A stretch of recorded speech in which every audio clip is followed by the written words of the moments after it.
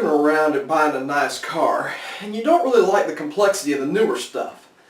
You long for the days of simple yet badass transportation. So you start to think, maybe I should buy a classic. Well, it's not that simple. With all the reality shows going around about these cars, it's made the buying process a little bit different. Let's see how different. You're going to encounter a wide variety of people in cars.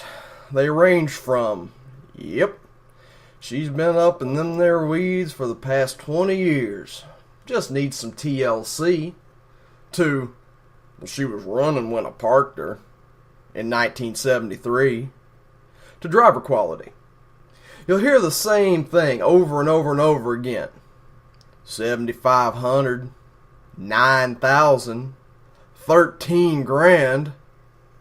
Well, hell, just the other day I seen one of them there cars go through auction for 40 grand. No, she ain't for sale. I'm gonna fix her up one of these days. And my personal favorite, don't lowball me there, Sonny. I know what I've got. So now that you've weeded through all of the delusional assholes out there, I'm going to be showing you exactly what you're going to be getting into. Now I'm going to be focusing on what you call the driver quality car. If you can afford a frame off restoration, good for you, you rich fucker. You're not going to have to deal with this shit. The main thing you're going to find on a classic that you can actually afford is rust. Oh boy, are you going to find rust. Rust is a sneaky little fucker too. A bubble the size of a dime can actually be the size of a dinner plate when you start stripping the paint off. You're going to find it in the floor pans, in the trunk pans, in the quarter panels, the rocker panels, around the back glass, around the front glass, up your ass, on your dick, fucking everywhere. Now surface rust ain't so bad, but anything bubbling through or holy is going to cost you a lot. Moving on, all classics are going to have a carburetor. Now talk about a temperamental little bitch.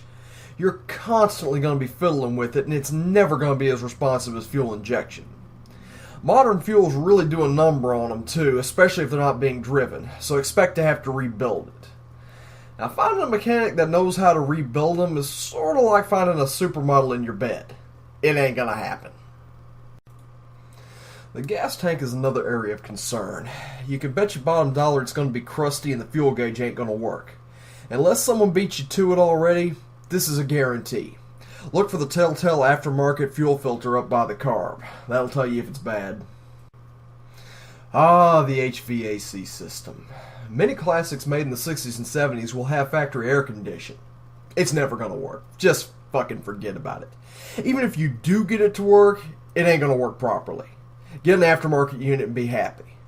Don't even get me started on the heater. It's either leaking, bypassed, or plugged up. You want to know what it ain't? Working. Figure on taking out the dash to get to it. The brakes are going to be downright scary. Many classics used four-wheel drum brakes. Pedal feel can be anywhere from rock hard to holy shit, are these things even working soft. If you run through a deep puddle, you're going to lose them. Talk about a safety feature. By the late 60s, most were switching into disc brakes in the front, and that's really what you want to shoot for. When we move on to the interior, it's probably fucked. The seats are usually more wire than foam by the time you get around to owning the car. Look for the signature blanket over the seat. The headliner is likely falling down and has enough dirt in it to grow potatoes. Mouse turds are also a guarantee. Care to guess what causes mouse turds? Mice. Let me share with you a story. I was driving this old Buick around, top down, Aussie jamming on the radio, when I feel something on my shoulder. I figured it was a bee. It's happened before. I looked over and I see a mouse perched happily on my shoulder. This isn't a joke. I'm dead fucking serious. I screamed like a little girl and swatted it into the seat. In its panic, it tried to run up my shorts leg. I nearly wrecked at this point. I finally got it in the floor and it retreated under the dash. Little bastard. Holy shit! Why the fuck are we even going through all this? Classics are horrible! Truth is, there's nothing like driving a classic. It's worth the headache. The looks, the attention, and the fellow car guys that you're going to meet on the road will blow your mind. Nobody gives two shits about a brand new Honda, but cruise in a beat up old rust bucket and watch the heads turn. So yeah, ditch the toaster oven on wheels and actually enjoy driving your car. Thanks for watching.